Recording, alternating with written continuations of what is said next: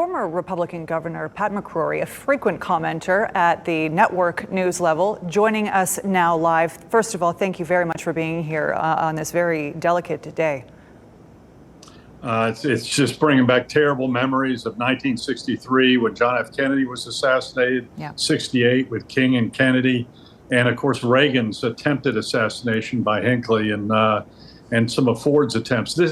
We're so fortunate that American history wasn't changed by an assassin, and by inches, by the turn of a head, American history could have changed, and that's not the way American history should change at all, by an assassin and by political violence. So during this tragedy, we also have to be very, very thankful and frankly quite lucky. Yep.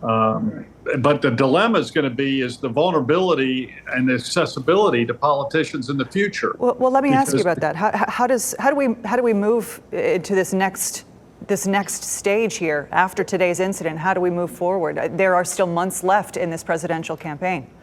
Accessibility by the general public is going to be tougher now because there's going to be such a reaction, justifiably so, to especially the presidential level for these individuals who are running for elective office being potential targets by obviously a premeditated act.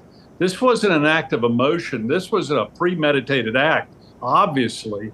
And it worries me that this will bring more of a barrier between the general public and the people seeking political office at all levels. Listen, I've been at many Trump rallies in the past on the stage with him back in 2012 and 2016, and you feel that vulnerability. And I'm concerned that this is going to shut down some of that continued access. But again, thank God that the assassin failed. Yeah, and no kidding, absolutely.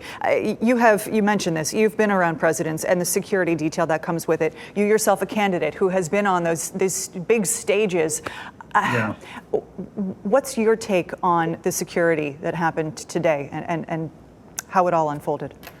Well, your obvious reaction is, how did it happen? But I will say this: there are times, even when I had security as governor, and you have great people, you still feel vulnerable because you just don't know who's out there, with the verbal and physical assaults, even after I was governor. But we're lucky. We are lucky as a nation that this was a failed assassination attempt, and the former president stood up strong, sending a signal, I think, to the rest of the nation that we cannot allow this to happen to our republic.